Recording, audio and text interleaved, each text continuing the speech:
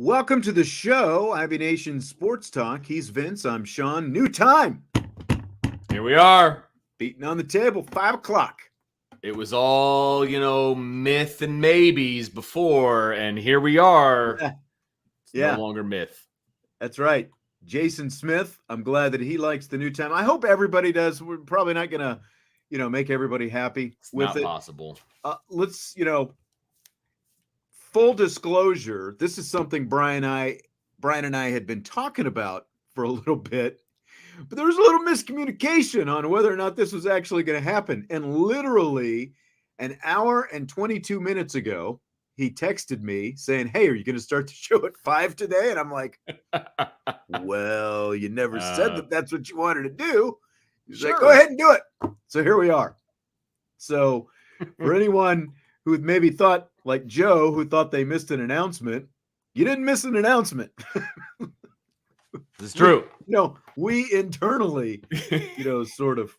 It was, missed some things. Can you do 5 today? Sure. Why not? I mean, I will say I like the 5 o'clock hour a little bit better too, because it does allow for more of an evening agenda. Yes. For you and me. I get to actually eat dinner with my family. I'm usually the one coming up late, eating after everybody else, kind of a deal, which, small potatoes. I'm literally working in my own basement. It's not that big of a deal, but, right. Dinners you get done an hour earlier now. Are fewer and far between these days, it feels like. So that's right. I dig it. That's right. Then, of course, we got Domer Grills. It's like 5:01 and the show hadn't started, and Domer's like ready to go. Domer Grizz is an old schooler, man, because Domer Grizz used to be around a lot back in the day. And I don't know that Domer really hangs out in our show very often. So welcome, Domer, even though you weren't all that happy. I know I've seen him from time to time. Okay. Anyway, but maybe not, like you said, maybe not quite as much. USMA says only 2 o'clock in California. Not a fan of this time. Well, I mean, the old time was still only 3 o'clock in California. This is true. There's only so much we can do. Before we really get going, I have an update for you. Oh, I like updates. So what I'm going to do, I'm going to black this out. You can still hear me, right? Oh, I know what you're going to do. You know what's coming? Oh, I know what's coming. I'm kind of fired up about it. Yeah. Okay. Hang on just a second. I'll be right back. Keep America entertained in the meantime. Okay, I got this. Let's see. USMA 87 said something that I can talk about. He says, Vince, Dylan's posted some man photos. Dude is ripped. That would be my son. He decided to post a flexing picture of himself because he's been working out a bunch, trying to get bigger, stronger, faster, the whole deal. And, here we are. It's postseason for track. The kid's fast. He's going to go to state, hopefully. Are we talking about your son right now? I'm still in blackout. Somebody put it out there. So you told me to keep him entertained. So what did they say? What did they say? They talked about the picture he posted of him flexing all of his lifts. I found that a very interesting picture that he posted. When I scrolled up, I'm going to tell you, one, I didn't recognize him. I've never seen him with the shirt off. Two, I mean, he gets a pose, but it was it was unique. It was unique. I was like, he goes, Dad, I think I'm going to post. Unique. He goes, I think I'm going to post this. I was like, okay, go ahead. All right. Go for it, dude. All right. Okay. So I'm ready here. I'm ready. You ready for this? Yeah. Okay. It's coming. Oh, I'm excited. So my eBay situation has been resolved. They canceled the first order. I got the refund for the first order. And then this showed up today. Ooh. So this is not the original. No, this is a little bit different style. Okay. Than what I ordered originally. But this is it. So this is my second silky starter jacket. What do you think? I like it. That's old school. Like that one. It is old school. And takes you back. This has to have been made in the 1980s because I will say. Does it smell like the 80s? No. it's an adult XL, but Oh, I like the see. sizing, like it feels more like a large, like, Yes. because Americans have gotten larger in the Yes, we last have. 30, And I 35. say we, meaning myself. Yes. So this is it. And Ooh, I'm nice. thinking this might be my my basketball travel jacket for this upcoming. Oh, What do you think? good call.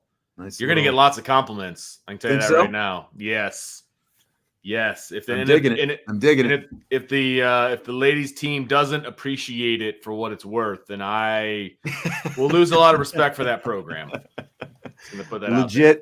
Legit starter logo. And you can tell, again, like this has been kept in really good shape for as old as it is. There are no tears, just like a little bit, like you can see it's got the It's got the I like on the that sleeve, which is pretty nice. Just a little wear, with the leprechaun and stuff like that. But other than that, I like the leprechaun. it's in really good shape, I think.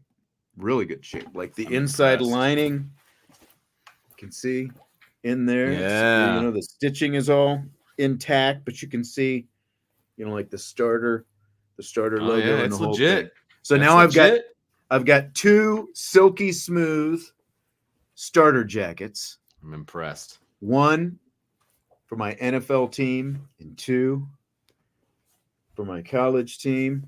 And it showed up quick, man. Ordered this thing last week. See? And here it is. On the ball. I think what happened with the first one is the guy didn't actually have the jacket. And just, that's why I got the ghost and got the money back. Well, at least you got your money back. Yeah. But they're, Jason, good point. I'm not complaining about it. He said, can't be vintage without a little wear. And this is what I wanted. The silky, smooth starter jackets. That's what I was going back to.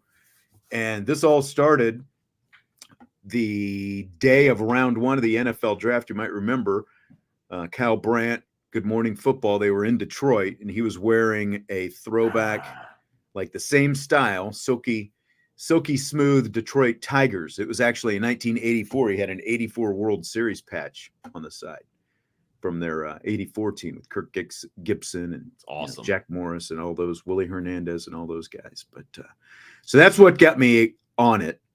And so now I've got 2. I got my Cowboys in the closet. Nice. Got my Notre Dame right there. They're looking pretty sweet.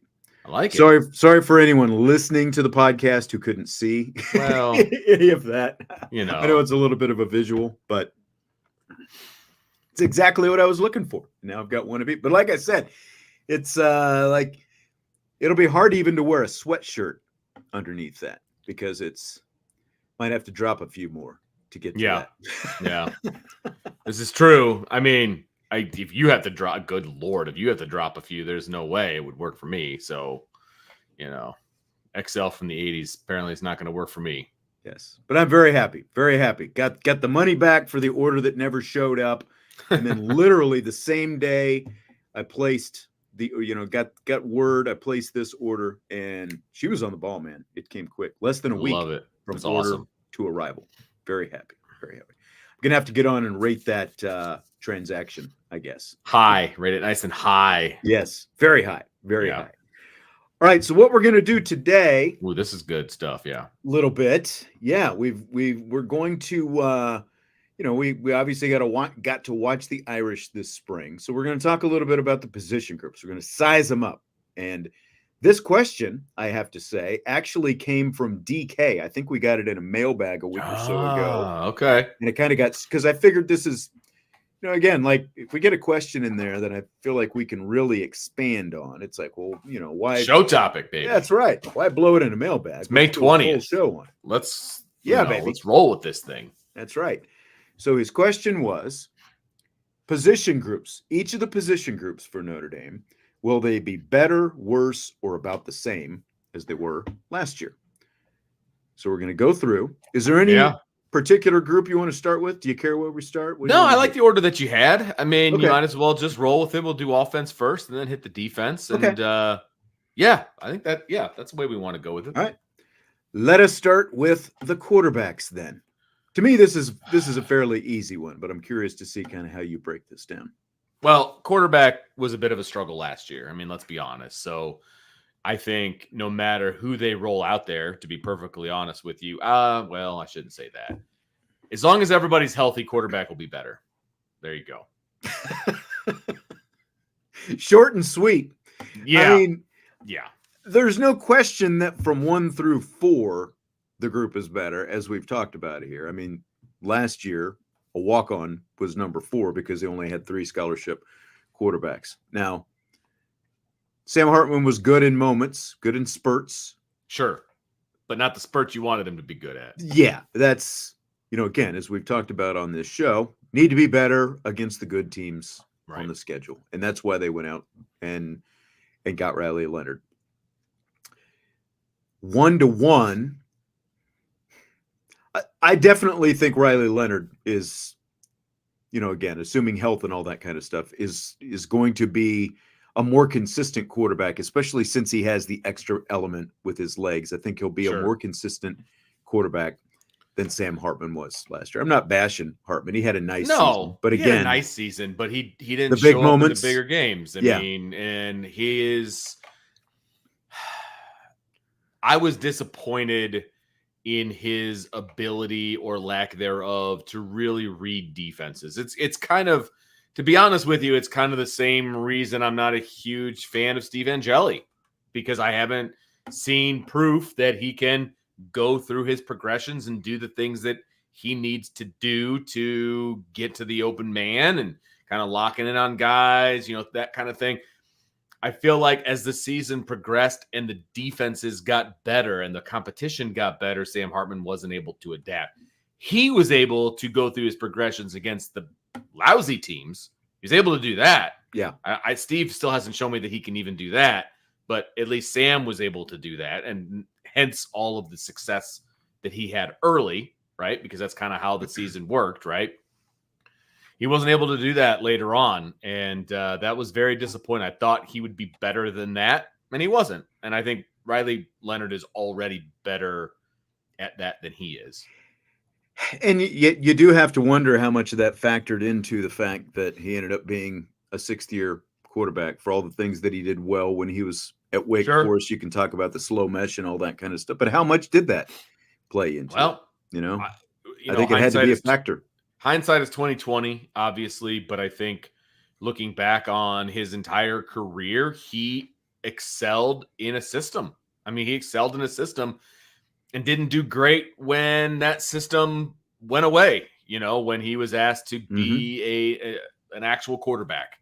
You know what I mean? And that's, the offense for Notre Dame is much closer to what an offense is going to be in the NFL.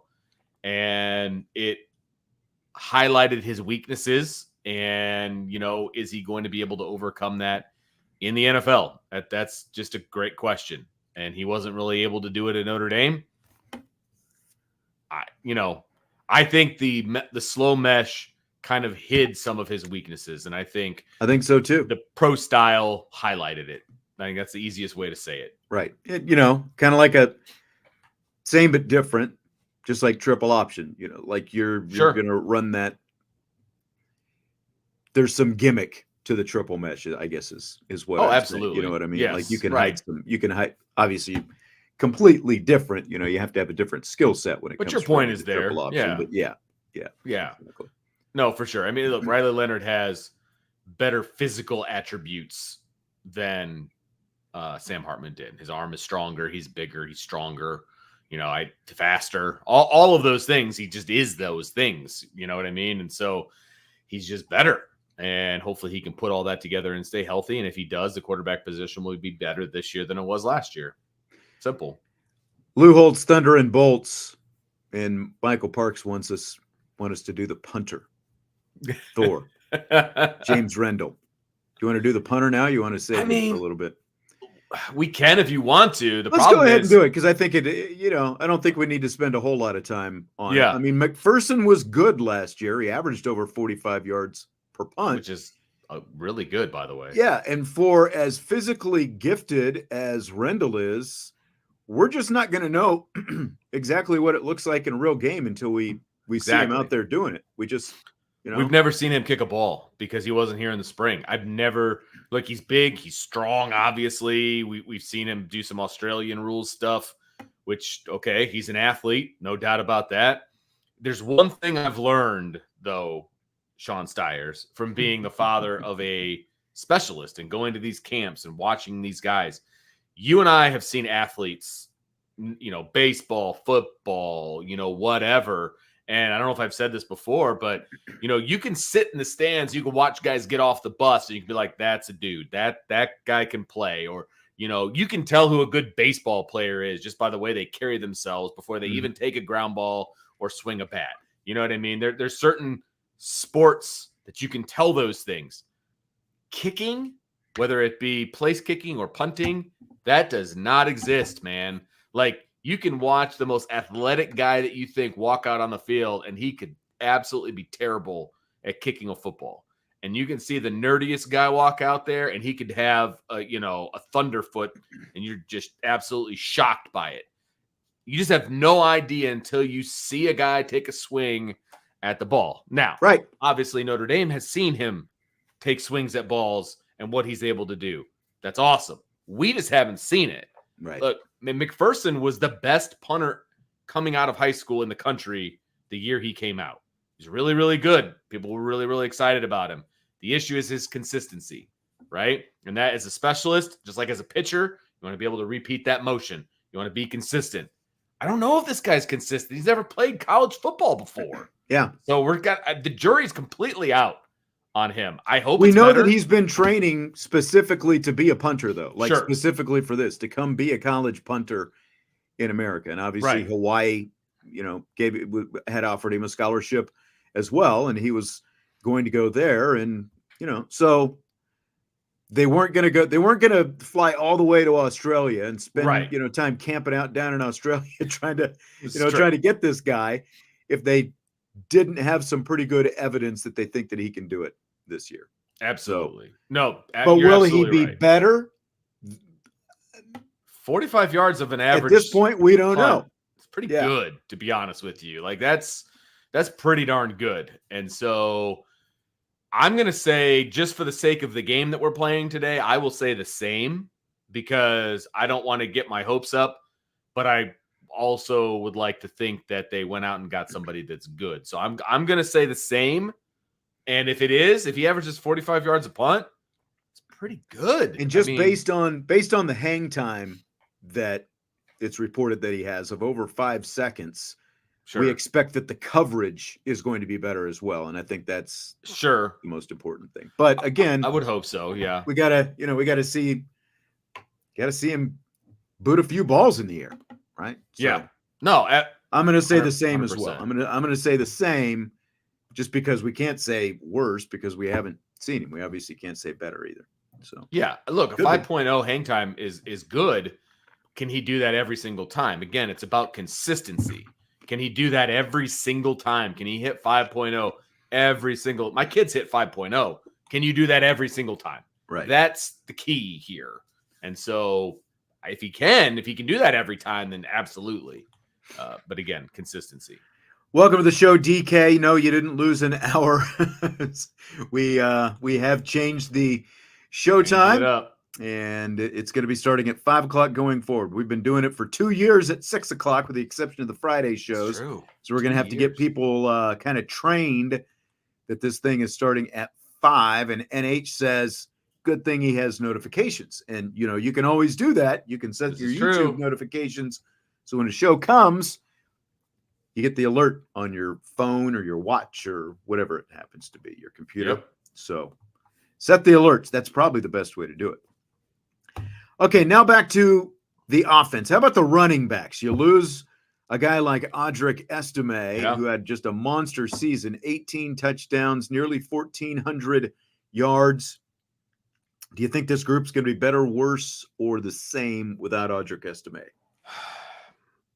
This one's tough because I think they're going to be deeper than they were last year. Now, granted, the depth of the running back room was basically because of the guys that are still on the roster, right? Mm-hmm. And so saying the depth wasn't as good last year as it's going to be this year. Now these guys are a year older and all of that. Audric Estime was awesome.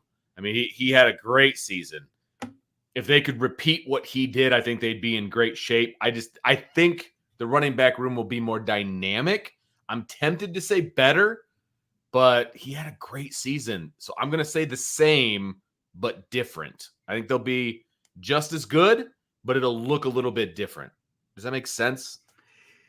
It does. I'm leaning toward a little bit better, and it's Okay. not a knock on Audric Estime because obviously he showed what he could do. I mean, he only had 32 negative yards all Yeah. season. Like for a guy Yeah. as big, obviously, he moves it. I just think because, like, you look at the other two guys, Love and Price, they obviously each had far fewer carries last year, but they were both over 5 yards per carry. Price was pushing 6 yards a carry. I just think that now the position, especially by adding Mike Denbrock and some of the things that he's going to do schematically, I just think the position is going to become so much more dynamic now That's fair. with those kind of guys, with those two guys specifically, plus the other guys that they have as well. So I'm leaning slightly better for the overall offense, and just the added, I think we're going to see these guys catch a few more balls and that kind of stuff. Oh, absolutely. So I think that adds into it as well. Yeah, I'm trying very hard not to be super optimistic on this entire show. So I'll let you be that guy. You're right, though. Dario, huh? You're saying all the same things that I was thinking. So I'm on the same page as you. Okay. I just don't want to say it out loud yet. I didn't want to piss off all those Estime fans, and all that. But I know, and that's not what I'm doing either. It's not a knock on Audric Estime. No, it's not. Because now you're going to see two really dynamic, doing different things. Yes. Kind of running back. It's going to look different. The backfield is going to look different than it I can did see what you're year. saying. Like, it'll be the same, but it's going to look different. But I just think that we're just going to start to see a whole lot more from this group.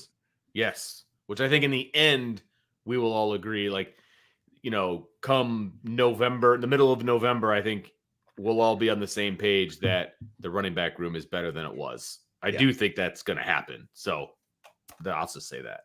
Yes. How about wide receiver? What are you thinking about the wide receiver room?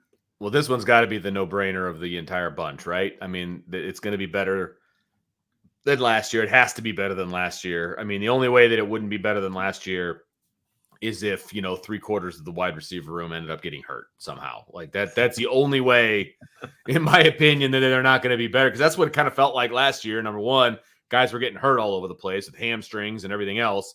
And then number two, getting them the football when they needed to was also a bit of an issue as well. So I think they will clear up the injury problem, number one. And number two, I think the quarterback will find guys more than they did last year. So clearly better this year than last. Yeah, Decaf says it can't get any worse. I mean, you say that. No.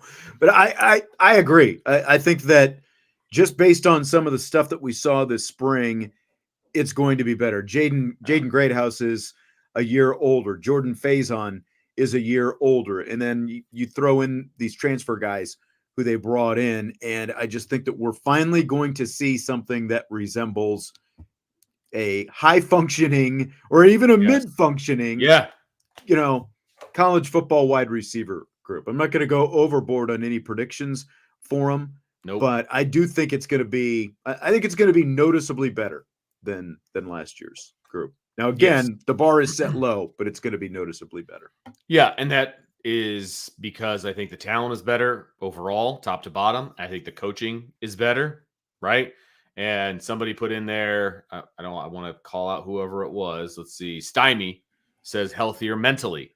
And I think he's absolutely correct. That's true, too. And we didn't know as much as we know now about what was going on in that room. It was not a mentally healthy room. It just wasn't. Yeah. And so I think that will change as well. And then you'll see that on the field. You'll see that play out on the field in a very positive way as well. So has to be better. Yep. Offensive line, better, worse, the same. Well, I mean, how can you lose your two tackles that both go in the first 3 rounds of the NFL draft? One, obviously, in the top 5, and say that the offensive line is going to be better. I mean, you can't. There's no way. The offensive line is one of the biggest question marks of the team going into fall camp. Now, I think they'll figure it out, and I think they will be a very serviceable, if not good, potentially good, but potentially great offensive line. But they're not going to be as good as they were last year. I will say worse here, especially now. I would love to revisit this as we maybe 3 games into the season and see how they're doing, because I do think it is going to be even mid-season. Yeah, it's going to take a few games probably for this unit to gel and for them to get where they need to be. I think they're going to be fine, but they're not going to be as good as last year. Yeah, it's like you said, you lost 2, you lost 1, the number 5 overall pick, and another guy who ended up kind of surprising us all and going in the second round. Second round, but that's right. You still, like, 2 starting tackles who were both drafted high by NFL teams. Naturally, you're going to go down. I do think the interior is going to be better. Yeah. But it's just going to take a little bit for those tackles to kind of catch up and for that group to work together. So just like you said, by nature, you lose those kind of guys, you're going to be worse. But I still think that it has, by the end of the season, I think that it has a chance to be at least as good. I'll just say at least as good. I won't go as far as to say better overall, again, just because of the caliber that you lost. Well, and overall, like you said, I mean, I think you make a good point. This was not a Joe Moore award-winning offensive line last year. I mean, there's room for improvement overall, right? And I think this group has the potential to maybe get there. They won't be there at the beginning of the season. Midway to 3/4 of the way, let's see where this group is at. I think there's a lot more of that resting potential with this group. You know what I mean? Like, let's see where they're going to be. I think this group could be really good. And you're right, absolutely right about the interior. I feel really good about 4 out of the 5 spots right now. I need 1 spot to really kind of pick it up, but I feel really good about 4 out of the 5 spots. DCAF says they were average at best last year. They were above average. They were not average at best. They were above average last year. They weren't great, but they were above average. I mean, literally, there's 120 teams. You're telling me that there were 60 lines better than Notre Dame's? I don't think I would say that. There might have been 30.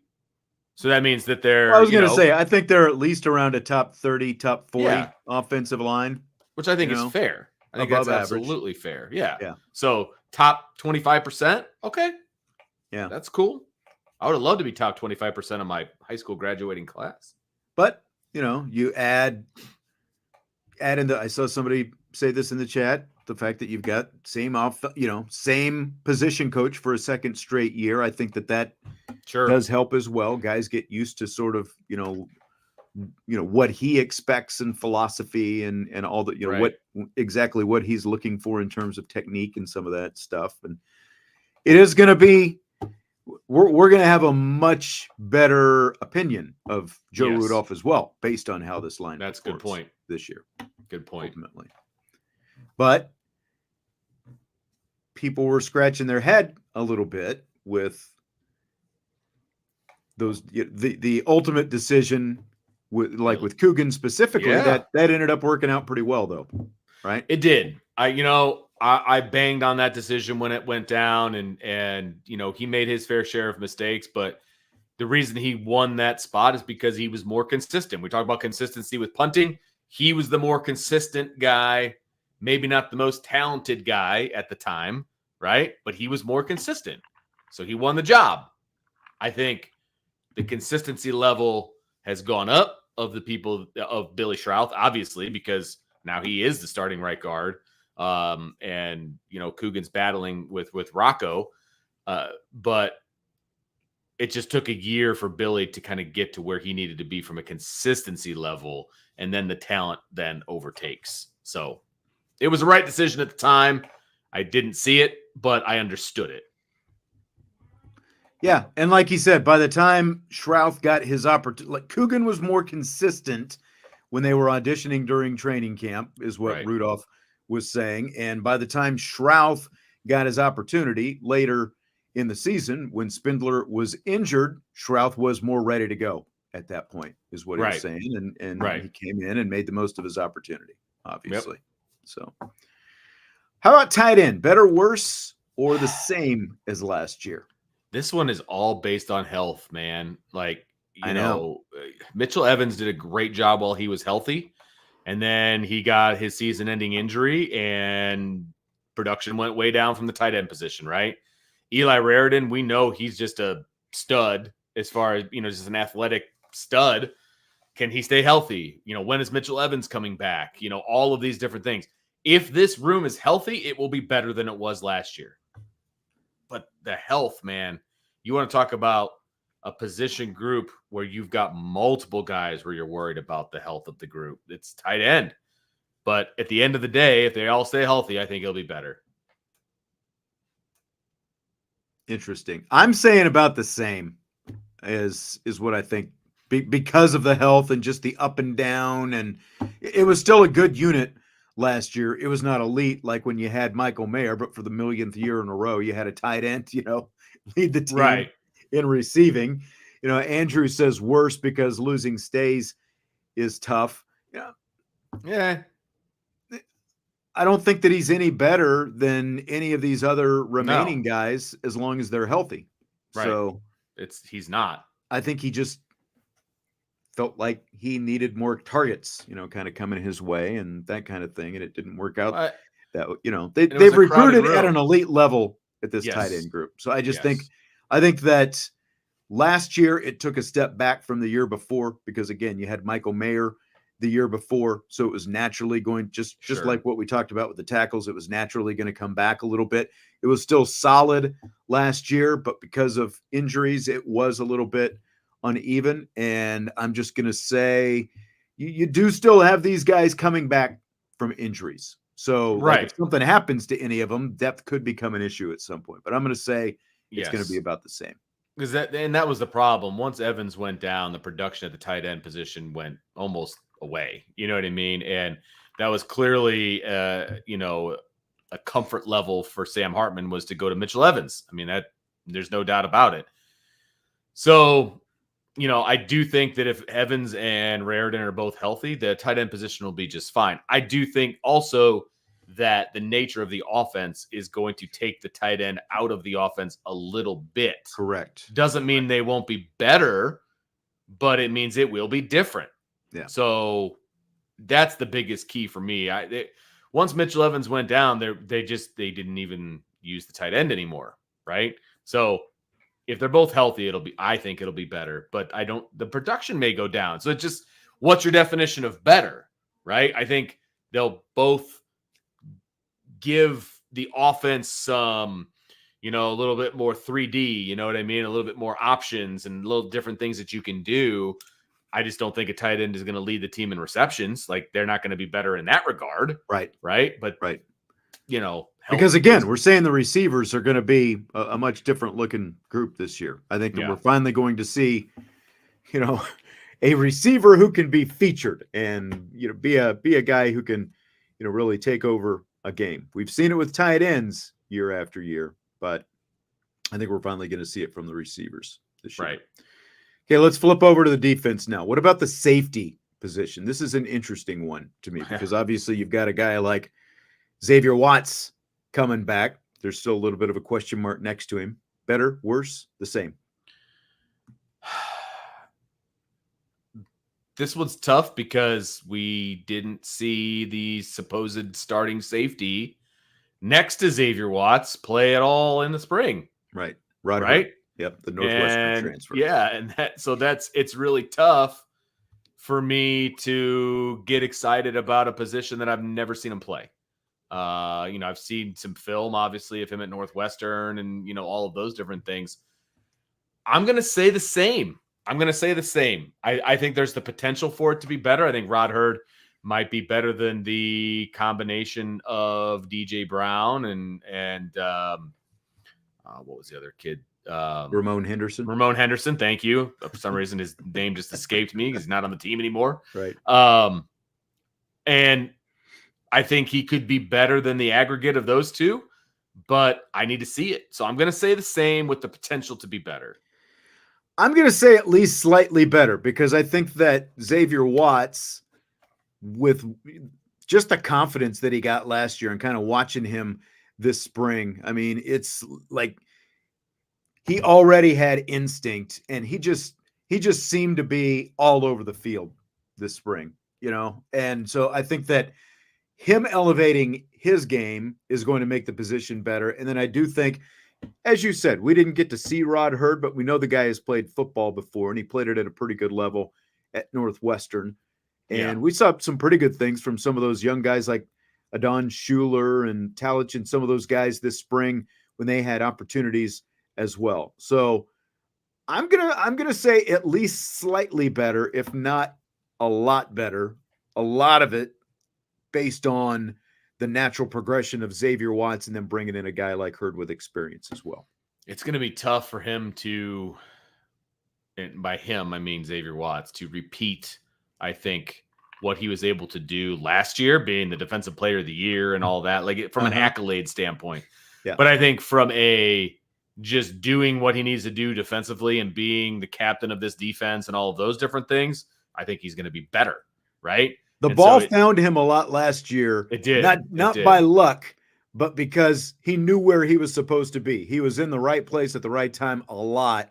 Sure. And again, we saw a continuation of that this spring. I don't think it was just luck last year. I think. I don't either. I think it was what's between Xavier Watts' ears that put him in those positions. So will he have 7 interceptions? I mean, that's a pretty high bar. But I think he's going to just play lights out, and he's going to make things difficult for opposing defensive coordinators and should put some other guys in good position to make some plays as well. I think that's the key thing too, is now he's going to be a very key point in offensive coordinators' game plans against Notre Dame's defense.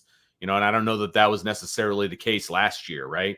And so, Xavier Watts is still going to be really, really good. He's still going to be the leader of this defense. He's still going to do all the things that Xavier Watts does. But are his stats going to be as good as they were? Yeah. I think that remains to be seen. Yeah. What about the defensive line? Better, worse, about the same?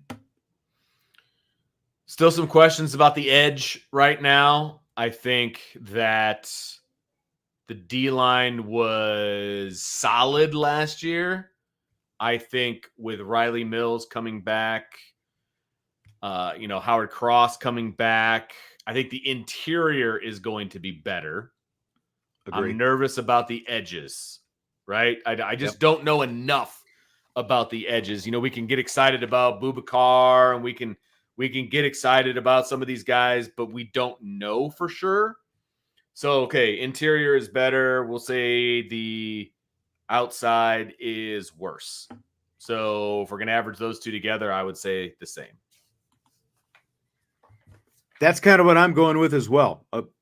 I think it's going to be about the same. I think that RJ Oben started to flash a little bit more the last, like when we got to see him outside of straight up practice environment, when we saw him in the Jersey scrimmage and then in the blue gold game, we started to see more from him. I think that he can have very similar production to what Javonte Jean-Baptiste gave him last year. The biggest question is still going to be the Viper, but like you said, with the interior, with Cross and with Mills, I think that we should see more production in some of those passing downs from Jason Onye as well. That's something that I keep coming back to, that I'm really excited and kind of anxious to see this year what exactly that looks like. But I think at the very least, it's going to be about the same, whether there are questions on the outside. And look, if those two guys inside can create the kind of havoc that we think they can, that's going to do nothing but help those guys out on the edge as well. And that's what pushes them to being better than they were last year, right? Yeah. I mean, they got production from the inside, but I think they'll get better production from the inside this year. Now those outside guys have to capitalize. They have to be better, right? I need to see it. I need to see it on a more consistent basis. And so until that happens, I'm going to say the same, and hopefully trending towards better. Linebackers. What do you think that's going to look like? Man, this one's tough for me. This is, to me, I thought the toughest one. Yeah, this is really tough because, again, your JD Bertrand was so much better than the general public gave him credit for. People are going to miss JD Bertrand at times this year. Mm-hmm. I'll just say that. They're Andrew says emphatically better. Really? Emphatically better? I don't see that. I don't see them being emphatically better. Maybe they could be better, but we're talking about a bunch of guys coming in who have a ton of talent, who are unproven. They are unproven commodities. Yes. And I love Drake Bowen. I think Snead is starting. I think the switch has gone off for Jalen Snead, right? I love Jack Kaiser. I love this group. I do. I don't want to. I'm definitely not going to say emphatically better. There's no chance of that happening, in my opinion. Could they be slightly better? Sure. But again, I think people are taking for granted what J.D. Bertrand was able to do in the middle. You're exactly right. There is something to be said for guys who know where they're supposed to be. Yeah. Even if they are not blessed with the same kind of athleticism as a guy like Drake Bowen is blessed with, or KVA or those kind of guys. KVA is a true freshman. Yeah. He should be a senior in high school right now. And you're going to put all your eggs in the KVA basket. Right. True freshman year. I don't know about that. None of them have shown that they can go out and know their assignments and, be assignment sound, play in and play out. And, again, like I realized, okay, J.D. Bertrand, Maris Leofau, and Marist had more issues, I thought with a lot of this. But look, people evaluating the film like Marist, you know what I mean? So, right. I think you're right, though. I think that J.D. Bertrand's going to end up being the most underappreciated linebacker that Notre Dame has had in a long time. Yes. The only thing that's going to wipe that out is if these guys do go out and essentially play to perfection from the get-go. But I think it's a lot easier said than done. So yes. I'm going to say close to the same, but at the same time, I know I never did answer the question. No, I know it's all very unproven. Like seeing what the only guy we know for sure is Kaiser, and even he's not going to play the same position that he played before. He's got a nose for the football. I mean, I feel like, and he's really smart, and he's probably going to have the communication device in his head, and he's probably going to be that guy and all of that. But I agree with NH. NH says by the end they could be better, but it could be rough at the beginning. Right.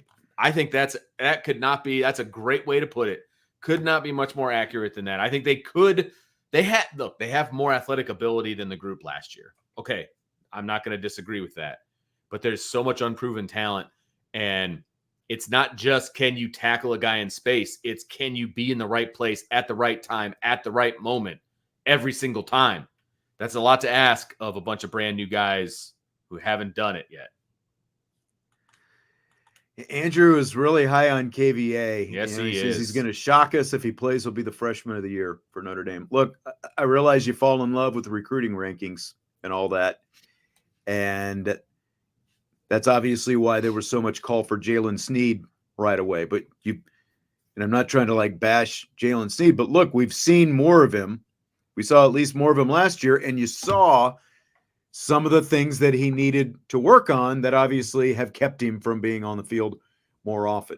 And at least in scrimmages and such, Viliamu Asa, there appeared to be more there. But again, you've got to see it against a real team to know for sure. And I'm always just hesitant to go in hard on freshmen right off the bat.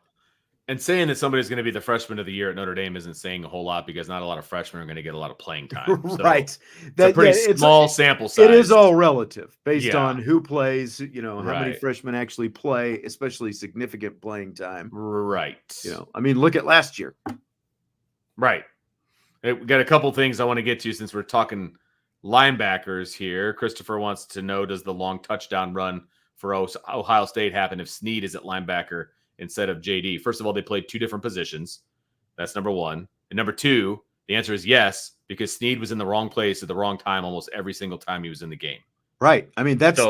This is why Snead hasn't been on the field more. Don't use him as an example of a guy who would solve those kind of issues, because that's why he hasn't been on the field more, because of he's been inconsistent, with those kind of things. Right. Completely agree with everything you just said. And then the other question that Jason says, if Kaiser is out there and has the communication in his helmet, can Drake also have it if they aren't on the field at the same time? So the rule is in the ACC, I don't know what Notre Dame would be considered, but you can have 14 helmets with the communication in it, but only one can be on the field at a time. So there's going to be guys that have two different helmets, right? There's going to be a guy with the communication in his helmet, and he'll have another helmet without the communication in his helmet. So like if Drake and Kaiser are playing on the field at the same time, only one guy would have it. And then if one came off, then the other one would have it, and you have to switch helmets. That's the way it's going to be, because you can't turn off one and not turn off the other. It's a third-party situation that will be turning them on and off, and it's all or nothing.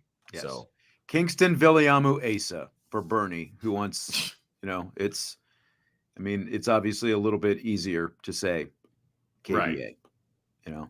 But if you want us to say Viliamu Asa every time, okay, we'll do that.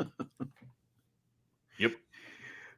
But, a lot of people were saying JJB instead of Jean-Baptiste. And look, I'm going to continue doing it. Sorry, but KVA is a very good linebacker. Okay. He's also a true freshman. Right. And we watched him play in the spring, and he made a lot of mistakes. Okay. When he was right, he was really good. And when he was wrong, he looked like a freshman. So again, he's going to make mistakes, people. You can't expect him to go in there and be, and don't forget, Manti Te'o, going into the season, he's number 2 on the depth chart behind Correct. Drake, or at least going into training camp. He's number 2 on the depth chart. He's not even ahead of Drake Bowen, but you're ready to make him an All-American. I mean, they're ready to crown this kid. I know. And look, he could end up being the best linebacker ever at Notre Dame. Sure, that's definitely possible. I'm telling you with my own eyes, I watched him make a lot of mistakes in the spring. Okay? So let's just see how it goes. Which is what you would expect, because he's a freshman. He's an early enrollee freshman. Yeah. Like, I expect him to make mistakes. Coaches expect him to make mistakes, which is why they're not going to throw him out there in the middle of College Station on August 31st, because you're going to shatter this kid's confidence if you do that. So just take a breath, let him be. He's going to rotate in. He's going to be on the field. He's going to do all of these things. Just relax. Everybody loves them some Kingston Viliamu Asa. Yes, they do. Holy smokies, man. He hasn't even played a down for Notre Dame, but he's the second coming.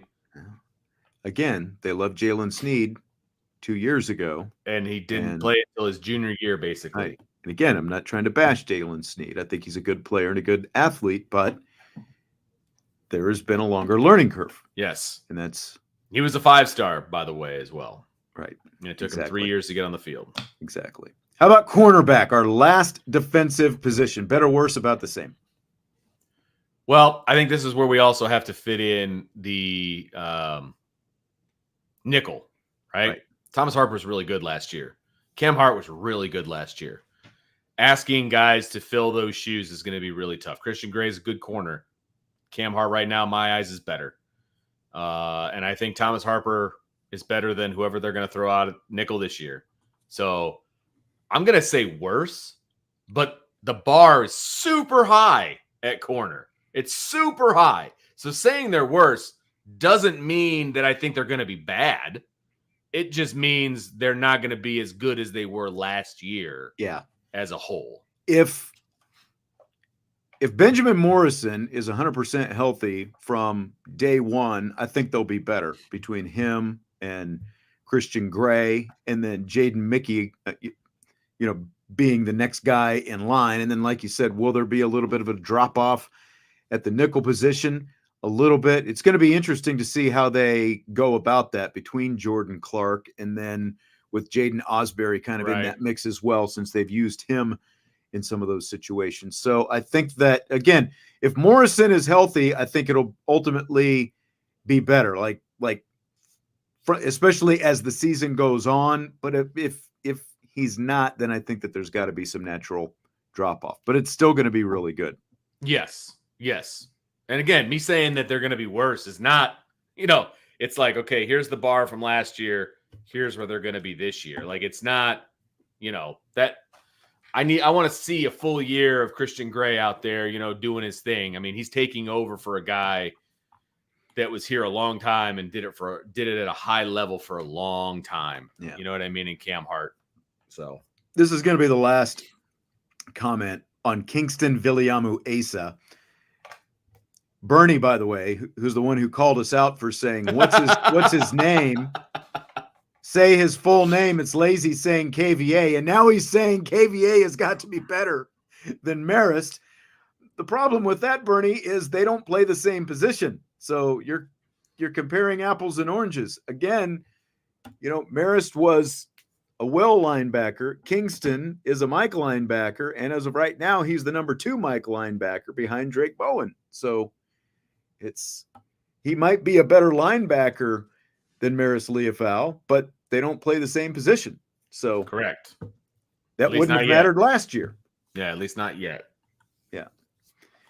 Tommy, by the way, asking, how does one shake down the thunder? Are you mugging a storm?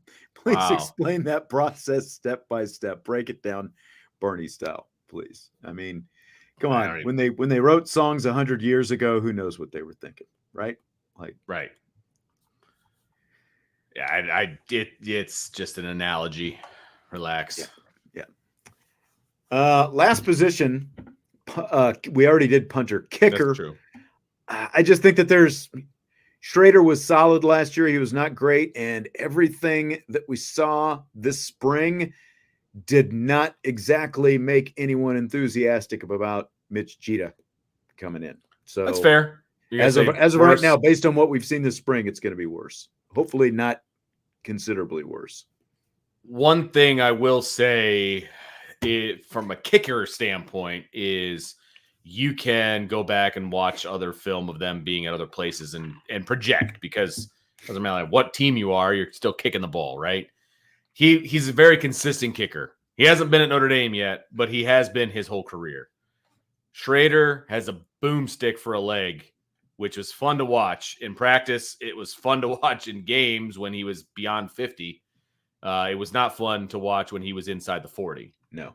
So I will say it's going to be the same, because I think there's going to be more consistency 45 and in, but it was more fun to watch 45 and out last year. So again, I'm averaging out to say the same, if that makes sense. Yeah. Right. If it's a 55-yard field goal, they're going to go for it. They're not going to kick it. Right. Last year they go for it. This year, if they're inside the 45, they kick it, and I think they've got a better chance of hitting it. I mean, but you're right. He hasn't done it yet here. I mean, yeah, it's been shaky so far in the spring game, etc. But I have faith that he'll get back to where he was when he was at South Carolina. Right. And, like Andrew's saying, you can look at his stats and see what he's done. That's true. But, I mean, all I've got to go by is the eyes that I saw. And he was inconsistent, both in practice in the indoor facility when there's no wind blowing around, and also outdoors at both the Jersey scrimmage and at the Blue Gold game. Yeah. So that's that's what I've got to go by, is what I saw with my own eyes. And they weren't considerably long kicks by any means. So now the one thing that I will say, and I think I said this at one point during the spring, is how much does the operation come into play? Because Biaggi talked about that last year. Like those guys, the long snapper, the holder, the kicker, once they all got together and worked on that operation, snap placement kick all summer long, things got better last year. And Schrader was more and the kicking became more consistent, just doing those things over the summer. So that's something that those guys will be in town together doing out there this summer. And maybe that helps cure some of that. Like the timing might have been just a little bit off for Jeter because you have new guys who are working in that process with him. Well, and they don't even have a starting snapper yet, long snapper, short snapper. They're still trying to figure out who that is. So you're rotating snappers and you're doing some different things. And I'm not sure that they know who the holder is going to be yet either. You know what I mean? And so you're still trying to figure all of that out. So they're going to have to in my opinion, figure that out here pretty quickly so that they can have that time in the summertime and they're not rotating a bunch of different guys and you can get used to, who you're getting the snap from, who's doing your hold. And, holding is extremely important to place kicking. I mean, obviously, right? Can you tilt it the way you want it to be tilted? Is it going down where you want it to go down? I mean, all of those different things. So, yeah, you're right. And the more you do, the more reps you take, just like anything, the better off you're going to be. And by far the easiest football thing that you can do in the summertime without helmets and shoulder pads and all those different things is work on the kicking game. Mm-hmm. You know what I mean? And so I expect that threesome to get a lot better moving forward. For sure. So just a reminder for the live crowd and some people kind of filtering in and out. We don't usually start at 5, but as of today, we are now a 5 o'clock Eastern time show. So that's when the live show goes up every day on the YouTube channel is 5 o'clock Eastern time. And of course, we post the podcasts after that as they hit your iTunes and Spotify and Google Play and all those different feeds. So 5 o'clock though, 5 o'clock Eastern time is the new live time show for this show, IB Nation Sports Talk, going forward. With that, Vince, are you ready for rapid fire? Boom, baby. First rapid fire prior to 6 o'clock. Let's do this thing. No kidding. Still not even 6 o'clock. I know. Fill in the blank. It's blank that according to Pro Football Focus, Howard Cross is the highest rated returning interior lineman in the nation this season. Slightly surprising because of his size, but he is amazingly good at being efficient inside. So it's not surprising that his stats and his efficiency rating, or however you want to go after it, which is what Pro Football Focus does. Yeah, which is why he's the highest rated interior lineman. So that makes sense, right? But he's still undersized, so it's a little bit surprising at the same time, right? And so he absolutely deserves it. He's super efficient. He's going to be super efficient this year, I would hope. The more, like you said earlier, the more efficient he is, the better off the guys on the outside are going to be too. So, because they're going to be focusing more attention on the interior, get a lot of one-on-ones on the outside. So, it's great news for Notre Dame is what that is. Obviously, you'd probably like him to be beefed up at least another 15 pounds or something like that, because he is a little slim still for a nose guard. But it's going to be very important for Notre Dame. Like, think about what the situation might look like if you didn't have Howard Cross coming back for his 5th year. It would look a lot different. All those conversations that we're having about defensive line recruiting and all that kind of stuff would even sound a lot more vicious than what they're sounding right now. It's interesting. Like, I never completely understand exactly how Pro Football Focus comes up with some of its stuff. I'm not doubting it. And I'm not like, when you look at the season that Howard Cross had, 66 tackles last year, which is an enormous number for a nose guard to begin with, but they credit him with 29 total pressures. And like, you look at the fact that he had 7 tackles for loss, 2 sacks, and I think it was like 4 or 5 quarterback hurries. Like, where do the rest of the pressures come from that they're crediting with? Like, that's what I don't know exactly what that looks like, but look, as I was talking about with my own eyes before, we saw what he could do last year.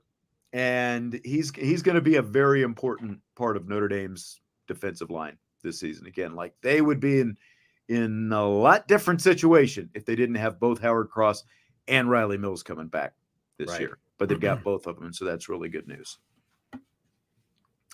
Will the Notre Dame defense have twice as many interceptions as Riley Leonard throws himself this season? All right, so here are the stats.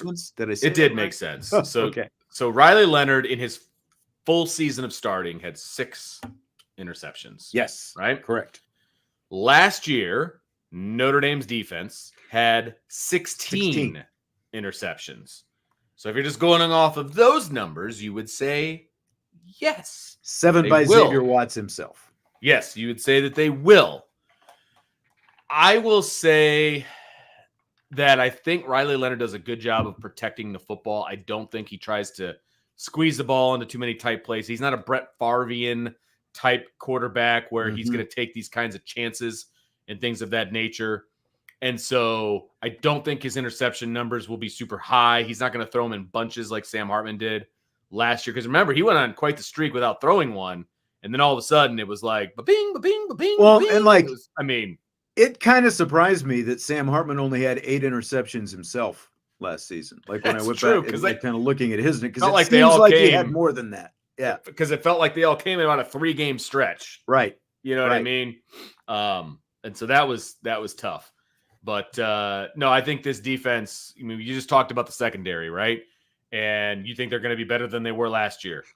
Well, that's saying something right there. And I think, you know, as down as I'm sure I sounded about the linebackers, I do think they're going to get their hands on the football more often than the last linebacking core. And so that interception number could go up at the end of the day, because I also think the teams are going to be throwing the football a bunch more because they're going to be losing to Notre Dame. So I think it's going to be double for sure, more than double than what Riley Leonard throws. So yes. Yes. And that's, I was going to say, Stymie has the there answer. We go. When you look at the schedule Notre Dame is going to play, and like the fact that you've got 2 service academies instead of just Navy, you've got Army and Navy, and you've got 2 MAC teams. It's just the schedule they're going to play should make it very conducive for Riley Leonard, you know, to not be in situations where he's going to throw a bunch of careless interceptions. The quality of defenses he's going to play are going to be minimal. And then, as you said, the other teams are going to be thrown.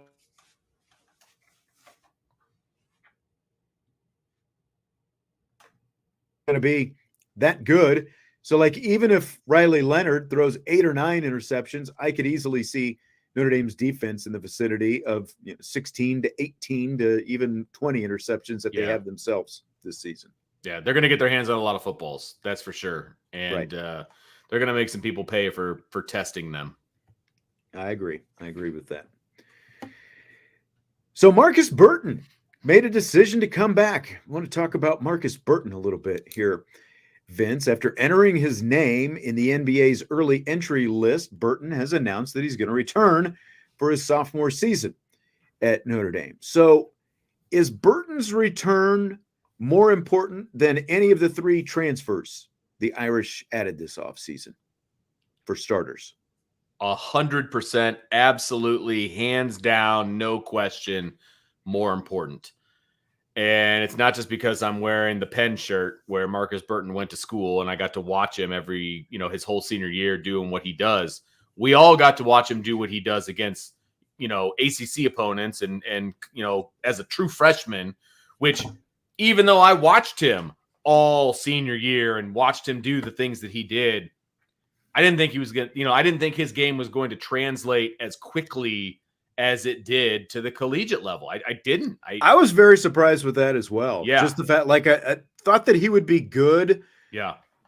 But to lead the team in scoring 17.5 points a game and end up being the ACC Rookie of the Year away, like that never kind of season, I didn't that. see coming. Yeah. Me neither. And like I said, he took over games in high school, but there's plenty of guys around the country that could take over games in high school, right? Right.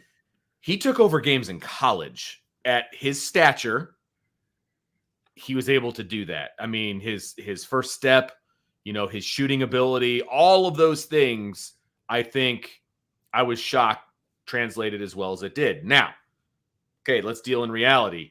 They did do that. They did translate. He was that team offensively last year, Sean.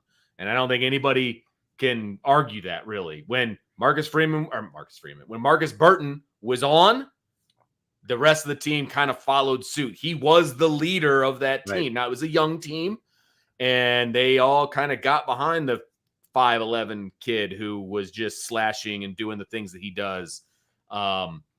They still, even with the transfers, they don't have a dynamic scorer, right? Markus Burton is a dynamic scorer. They need Markus Burton for offense. They do, because he can pull the team with him out of kind of a scoring drought and get the crowd going and doing all of the things that he does. If they lost that because he went to the draft, this team would be starting over from scratch. No, absolutely. And I mean, when you throw in the fact that he's a point guard, which obviously makes it his job to involve the rest of the guys, plus it's interesting that the men and women kind of both ended up with sort of more scoring point guards, I think, than maybe yes they're accustomed to having. But when you look at the fact that he averaged 17 and a half, Braden Shrewsbury was the only other guy last year to average in double figures at a little over 10 points a game. Nobody else scored in double figures last year. So if you it stands to reason, I think. You take Markus Burton off of this team, no matter what you added, you didn't have that kind of dynamic point guard who can both score and dish and do all the things that Markus Burton does. So I think that they would have been in really dire straits. Like they got what they got with these transfers. They got some nice pieces, but there's still enough questions with all of these guys. Like the guy from Lehigh started his career as a Division III player and then was a walk-on at Lehigh and only is a 1-year starter at Lehigh. Again, smaller level and all that stuff. Now, Matt Aloko, he's at least averaged double figures the last couple of years at Princeton, and he can shoot, and that's obviously what they really needed. So I think that he can give them some, that's what Markus Burton really needed. Like the fact that you do have Shrewsbury, and then you're going to add this Aloko guy, another guy who can test the perimeter. I think that's going to be really good. But again, if Aloko was your biggest transfer addition and you lost Markus Burton, I think that you're still kind of in a bit of a hurt if you lose Markus Burton. Oh, big time. Absolutely big time. Because like you said, there's guys that are going to be able to take some of the scoring weight off of him. And it's funny because, a lot of the people that I work with still talk to Markus and, all the different things. And they talk to his people or what, however you want to describe it. But, he would get frustrated at times last year when he would slash down the lane, dish it to a teammate, and they would miss. And sometimes it was more consistently missing than making, right? And so he would get frustrated with that, and then he would end up taking the ball himself. Markus, if I learned anything from watching him as long as I have, he is a very unselfish player. He wants to get his teammates involved, but he also has to trust that those teammates are going to knock down shots, right? And bringing in some of these guys like you just described is a great way to hopefully get some confidence in his teammates that they're going to be able to knock down those shots. And of course, that's going to make Notre Dame better as a whole anyway, because, there were teams that were able to kind of, not lock him up because he still averaged what he did, right? But they were able to slow him down a little bit. If he's able to distribute the ball a little bit more and trust that those guys are going to knock down shots, this team's going to get that much better. Yeah. And I think that, in terms of not even the transfers of the incoming guys, you had a guy like Sir Muhammad, son of Nazi Muhammad, the former Kentucky player. Like he's the one who intrigues me the most of these incoming guys. Sure. Like Cole Serta's got a top 100 ranking and all that kind of stuff. But I think that Muhammad, the kind of athlete that he is, add him to the mix. Again, like I can understand why Markus Burton would be upset with some of the stuff that you talked about last year. But as Shrewsbury continues to go out and bring in some of these, players with his recruiting, I think that it's like it sets up where that shouldn't be near the issue. Agreed. This coming up here that it was last year, because all these guys who were together played together, and you've got you've got some better players coming in this year, as well. So, do you think that he'll be at Notre Dame for more than just this season? I would have never thought that he was going to put his name. Like, I never thought he was leaving after this year, even when he put his name in the draft and all that. Like, I was never really worried about it. It was funny watching people kind of freak out about that locally. And I was like, guys, everybody just take a breath. It's going to be okay. But, he did. And there was obviously enough interest that he put his name out there, right? If he repeats the year that he had this past year, next year, there's a decent chance that he does go. The problem that he's going to have that's never going to go away is his stature. Right. He's never going to be 6'5". Unless he hits a growth spurt this year, which somehow. I would be shocked if that happened, right? I mean, Yeah. it could, and that's. But I just mean, gonna if make that's him, what you're hoping for, it's like, Shoot. you know, there's only so much you can do. So I mean, if he hits a 5-inch growth spurt, he might be a lottery pick. I mean, just because of his speed and the way he finishes at the rim, you know, all of those things. So I hope he sticks around. I think it would benefit him. I don't know how his game translates to the NBA. I'm not a big NBA guy. I know that apparently it translated really well to the college game. Let's see if he can replicate that. Let's see, now that the book is out on Markus Burton, can he continue to do what he's doing? I fear, I guess, in the good and the bad, right? I fear that he's going to be able to do exactly what he did this last year, and then he'll leave. I hope that's not the case. I hope it's not. I would be really curious. Like, the fact that he doesn't hit 6 foot is always going to be the biggest thing. And if you are not, you know, if you're not at least 6 foot or even, you know, 6'1", you know, like even if you're 6 foot, that's still on the smaller side, you know, at least you're 6 foot, I guess. But he doesn't jump out of the gym. And he, like, if I'm him, you know, some of like that, like the dynamic type, trying to, I guess, jump a little bit higher. You know, I don't know how much you can improve in that in one season, but at the same time, I would spend the summer taking 1 million 3-pointers. Like that's I think where he can add to his game. You know, Michael said we have average 6 foot and 6'1" players crushing it in the NBA, but they also are a different kind of athlete than Markus Burton. That's my point. If you are only 6 foot or 6'1" or below, you have to be above average in at least a couple of different things. The athleticism, you know, the ability to jump out of the gym, that is one of them. I mean, look at a guy like Blake Wesley. You know, like Blake Wesley had a different kind of athleticism, and that's why he got drafted, and that's why he's in the NBA right now. If Markus Burton can improve the 3-point shooting, and I'm talking about dramatically, then that could help him out quite a bit. But he's got to get above average in something else other than just being a nice distributor of the ball, because those guys are a dime a dozen. Basically. Yeah. I would love to get the report that he got back about, you know, where he's at in his game. You know what I mean? From the NBA side of things. I would love to see what they thought about him and where he's at. I would love to see what that looks like, to be honest with you. But, you know, again, I think his game is suited very, very well for the college game. Could he be productive in the NBA? Sure.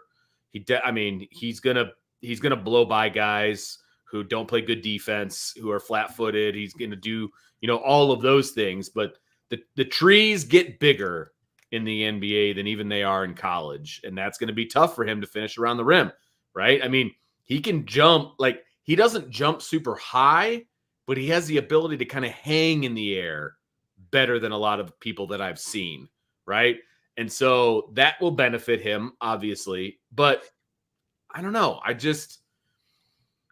He surprised me once. He could definitely surprise me again, but I think he would be better off sticking around Notre Dame long enough to get his degree and then take his shot at the NBA. I think so too. Just in case. It's going to be really interesting to see, like, is he in a rush to get out the door? Because I think that obviously if he had you can't blame guys for wanting to go and get paid when you have the opportunity. But, you know, just like you said, I think that he outperformed what we all thought that he was going to do this year, just like Blake Wesley outperformed what we thought he was going to do in his 1 year at Notre Dame. So, I mean, that's a good thing, but there's a lot more for him to work on. And the fact that he didn't get invited to the combine says there's even more for him to work on, because that would have, you know.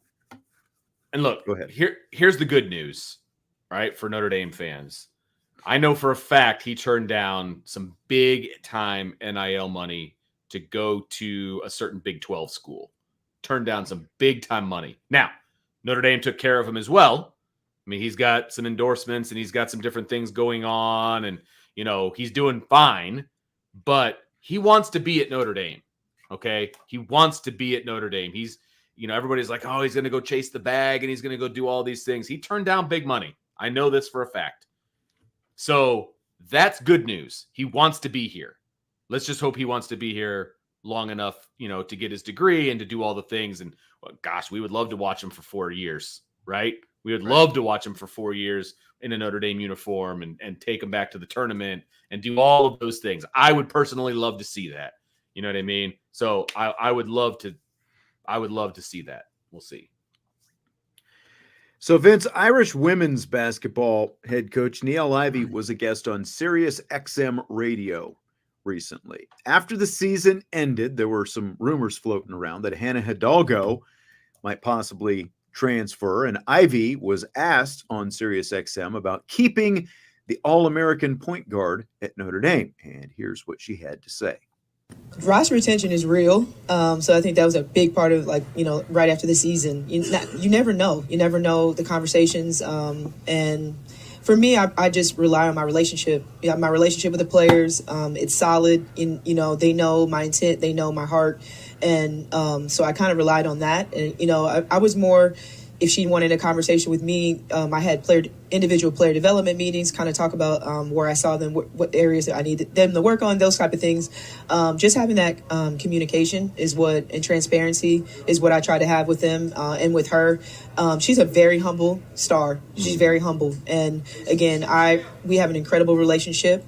And I just I just relied on my relationship with her, and I feel like what she's looking for, it still aligns with what Notre Dame has, and she's a Notre Dame kid, and I'm just grateful that I get a chance to coach her. But it's part of it, to be honest. It's definitely something that I feel, especially like you mentioned with a high caliber player like that, I know it's part of it, And so it's just, you got to get over those couple weeks, and then when you really realize what your roster is going to look like, and that you have a team that is committed and loyal, and that's what she is, and I'm really grateful for that. But it goes back to our relationship, and I'm grateful for her. So again, that's Niall Ivey. She was talking on Sirius XM radio. What do you think about that, Vince? Reading between the lines there a little bit, what do you think about what you heard? Well, number one, I would love to think that she's being honest about the fact that the relationship that she has with her players is what seals the deal to keep them around and do the different things. And I also think that the Notre Dame women's basketball package, right? Everything, all of it, right? NIL deals, the fact that it's a deep, talented roster, the fact that you've got Niall Ivey, who is a great coach and a great person and a motivator, and really obviously identifies with her kids and can say, look, I've been to the mountaintop. This is how you get there. I think Notre Dame has the full package, and I think it's an easy sell, right? And I love the fact that she was honest about it. She's like, look, I have a really good relationship with the players, and I'm able to tell them and be honest with them about what's going on, and I'm able to keep them here. And I think that's accurate. I don't know. I didn't get any deception or reading between the lines or anything out of that quote. I think her relationship with Hannah is so obvious to everybody that watches a women's basketball game, like when the game is over or during a game when she's coaching her up, when she comes over, like when there's a free throw happening or whatever, like you can tell that there's back and forth there, that there's a relationship there. I think it's genuine. I thought it was interesting when, she started off talking about roster retention is real, and she's talking about getting past those first couple of weeks. And, remember, Hannah Hidalgo never entered her name in the transfer portal. So, again, Niall Ivey kept it, a little bit like a politician, the way she answered things. But to me, it seemed pretty clear that there had to be some schools reaching out to Hannah Hidalgo, coming after her, with some NIL opportunities.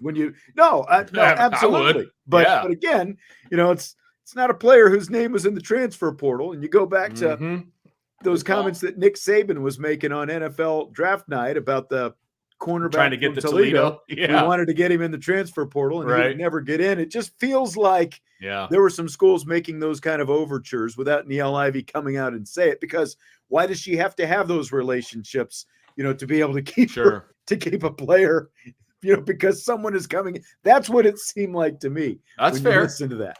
No, that's fair. That's absolutely fair. But that's college athletics, man, in this day and age, And look, Notre Dame women's basketball, they're the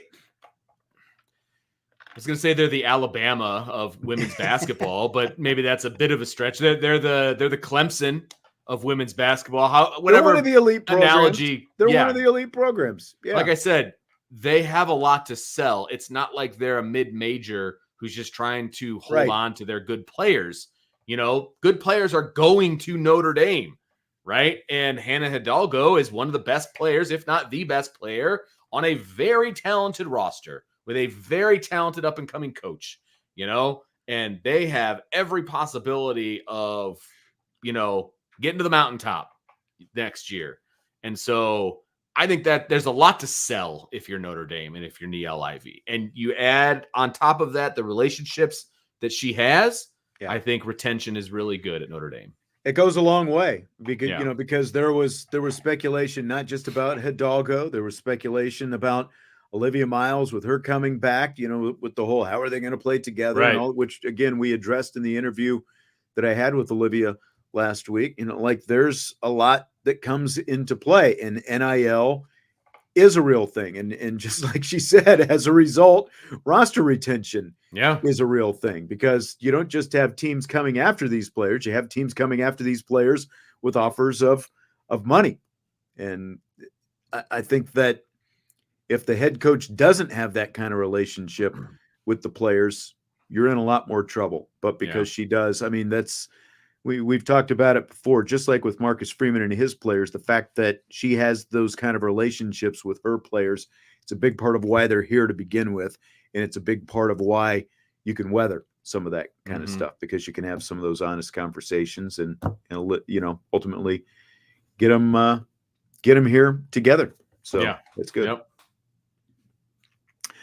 So this is a question that came up late in the Champions Lounge board for last week's We In, We Out show. It came in after we did the show, but I thought it was interesting one that we could bring up here. So the person who submitted the question says, ESPN gives more respect to Notre Dame than NBC does. ESPN puts Notre Dame in a prime time more than NBC. Would NBC put Notre Dame in prime time against Duke, Louisville, or Texas A&M? Are you in or are you out on that thought, Vince?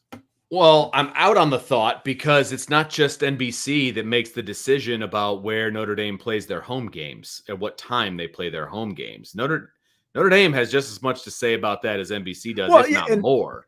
Texas A&M is going to be a primetime game next year when they come to Notre Dame. So, I'm definitely out on, if you want to look at Duke and Louisville, that's where we can have the conversation. But A&M is going to be a primetime game next year. I would say that with 90% certainty. Correct, especially depending on how this game goes this year. If it's a close game, then you know the rematch will be, everybody will be bonkers for it, right? Duke.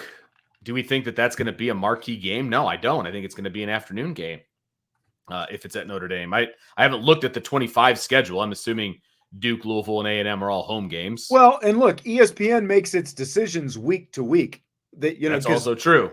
They have that luxury, whereas Notre Dame, like you said, Notre Dame and NBC talking with each other, they have to decide before the season even starts which are the primetime games and what's the kickoff time for the rest of these games. They don't float them week to week like ESPN and ABC and these other networks do. Notre Dame doesn't want all night games at home. They don't want that. Right. And now that NBC has, Fox has the Big Ten, they're not going to want that either, to be perfectly honest. Now, look, Notre Dame is going to bring in the most eyeballs. I think we can all agree on that. But NBC likes having Notre Dame in the afternoon, that afternoon time slot. They like to dominate that afternoon time slot. Okay. Right. And Notre Dame likes to have day games, and the media that covers Notre Dame likes to have day games. Okay. So not that our preferences are, they don't matter at all, consideration. But I'm going to throw it out there anyway. But we do like the day games. I hate night games. Okay. I hate night games. But no, Especially when you're again, doing a post-game show and you get done Yes. at 3 a.m., right? correct. Look, Notre Dame has just as much say on when these games are on NBC as NBC does. You can knock NBC for a lot of things, but game times aren't one of them, in my opinion. They're just not.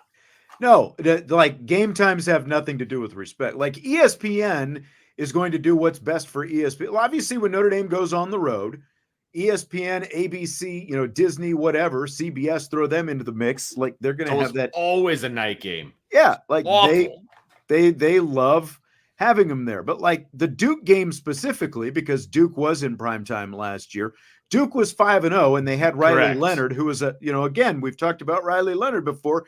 He was at the time projected to be a first-round NFL draft pick, and they had beaten Clemson. That was a no-brainer for ESPN to put Notre Dame Duke at Duke, two unbeaten teams in primetime. That's why that was there. I mean, look at Clemson. Clemson is a much bigger name, but when Notre Dame went there, they were an afternoon game. Why? Because Clemson had 4 losses going into that game.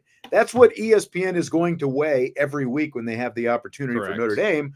How good is this matchup going to be? Just like they do with any matchup that they're going to put in prime time. But if they have midway through the season, if they have a chance to put an undefeated Notre Dame against, or a one-loss Notre Dame against an undefeated whoever it happens to be, North Carolina, Duke, and they're going to put that in prime time as much as possible. That's just and in terms of NBC, with the respect, NBC is showing Notre Dame the respect by paying them $50 million a year for the TV rights. Good call. Right? That's good call. That's what that comes down to. The other networks aren't paying Notre Dame that. So no. Yeah. No. Yeah. Exactly. And just They like get you. respect I mean, do you want from every game in prime time? No. And they're not going to be there anyway because NBC also has the Big Ten now, and they're airing those Big Ten primetime games. So correct. There are a lot more things to weigh, just like ESPN has to weigh other things, but the decisions are just made completely differently between the two networks with the arrangement and all that. It's not about respect. It's about who's going to be watching, how many eyeballs are going to be there, and what that looks like, and all of those different things. Yeah. Exactly. So Joe Buck said he was never going to broadcast baseball again after he left Fox for ESPN a couple of years ago. But later this week, he's going to do a game with Chip Carey for a special broadcast of the Cubs and Cardinals game on Bally Sports Midwest. Buck, you may remember, is the son of Jack Buck, who was once the Cardinals announcer, and Chip Carey is the grandson of Harry Carey, both of those guys in the Hall of Fame. So those two guys were partners doing baseball games back in the 1960s, doing Cardinals games. So what do you think of this? Joe Buck, Chip Carey calling a game together, getting Joe to come out of his pseudo baseball retirement. You know what? I got to put aside my hatred for the Cardinals, right? And I think this is kind of cool, to be honest with you. I am a Joe Buck fan. And frankly, when Chip Carey used to do the Cubs, I was a Chip Carey fan. I mean, he never bothered me. I thought he was always pretty decent, doing Cubs games. And so I think it's kind of a cool little, nod to the later generation. And honestly, I kind of stinks that it's on Bally Sports Midwest because I won't be able to watch it. I would actually watch those guys do a game because of what it is. I would watch that game and listen to those guys do it. So I think it's kind of cool.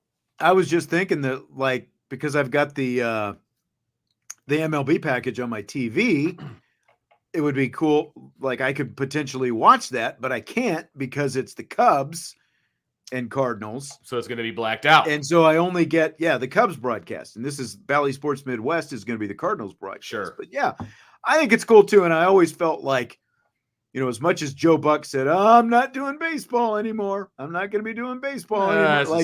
I always felt like there was something, and this wasn't the thing that I was thinking of, but I felt like he would find some reason to come back within a much shorter amount of time than he was ever letting anyone onto. And I think this is kind of cool.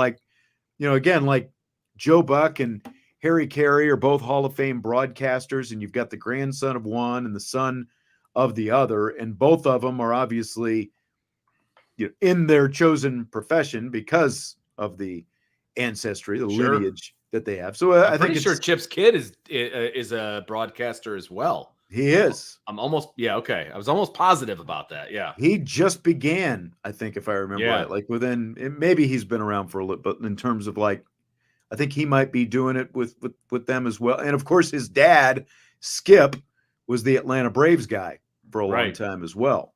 Four generations of Carries. You got a million generations of Carries. Yeah.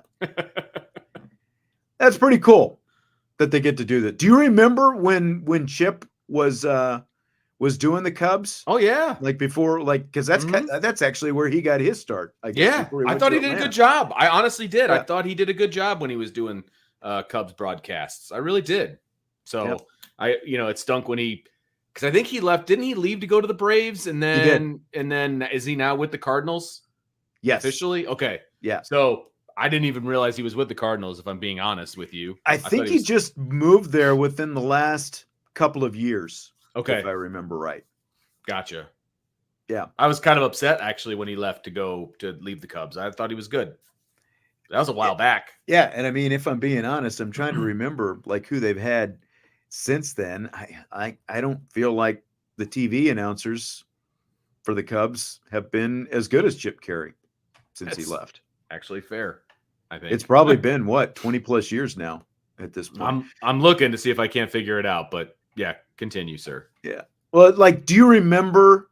Oh my gosh, it was 2004. Was it? Is that when it was? Man. He was 98 to 2004. So that was when I was in college, part of which I was in Chicago. And so I listened to a lot of Chip Carey when he was doing Cubs games. And then he was with the Braves from 05 to 09. And 05 to 2022. I was going to say, I thought it was longer than that. Yeah. So, yeah, they've got it broken up by like different groups would take over the broadcast, gotcha. That kind of a thing. But gotcha. Yeah, so 23 to the present, he's been with St. Louis. Yeah. So when you remember, he was supposed to do games with Harry Carey that first season. He was with Chicago. But that's when Harry, I think he fell or something, and they were never, I don't think they were ever actually able to do games together. And then Harry, ultimately passed away at some point after that. So, sure. Yeah. Yeah. So this is kind of cool to get to see something like this. Like you said, you're talking about like the families of these guys are like go back generations all the way to the 1960s, so it's pretty cool. Yeah, it's definitely cool. So the movie The Natural just turned 40 years old.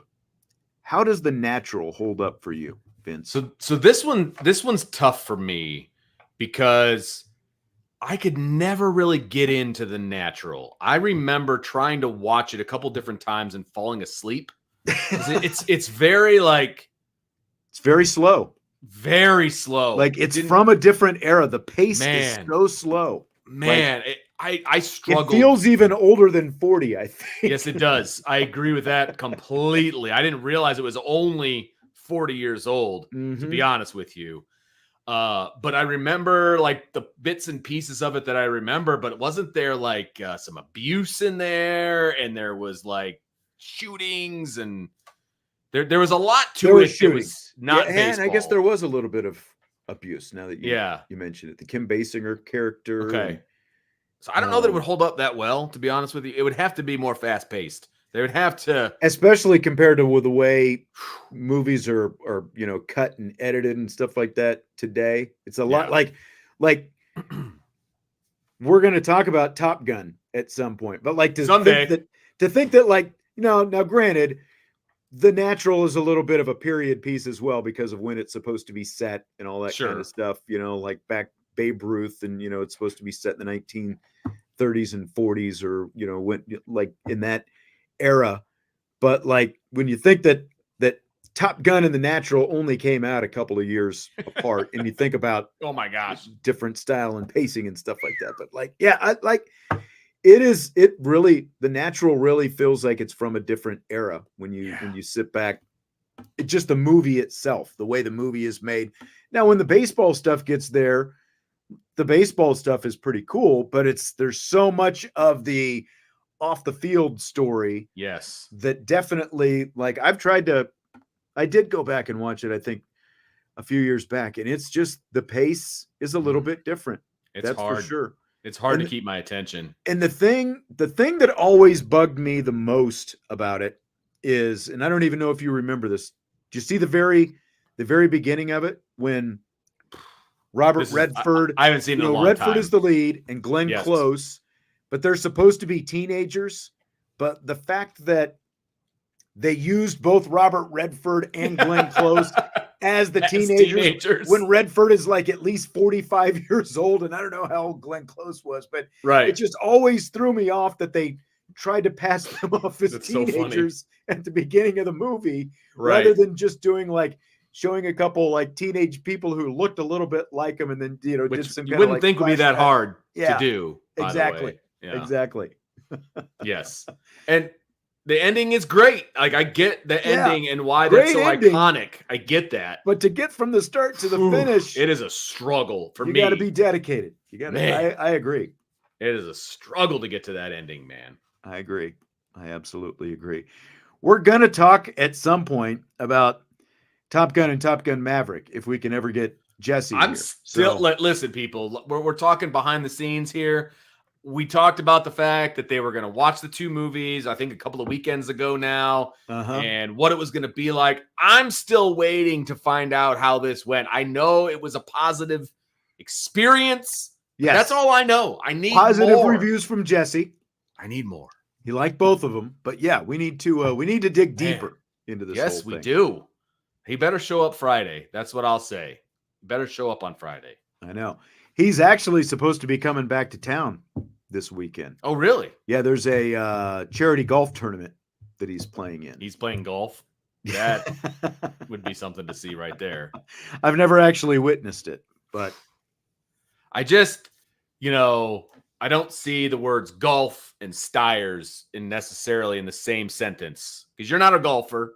No. Never claimed to be one. Nope. And I just don't see, I don't see Jesse as a golfer. He goes out golfing with his boss from time to time. They actually went out last Thursday morning. It's like they go out in the morning before work and then do their, I don't know how many holes they play, and then they go to work.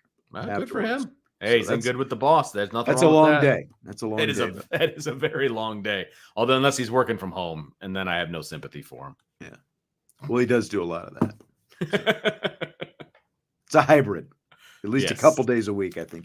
He's home. So, all right. Again, we've got a new time. Don't forget, we are on the live show on the YouTube channel, 5:00 Monday through Friday now, as of today. So 5:00 live shows, podcasts. That means the podcasts get posted a little bit earlier as well. And I think everybody's happy about that.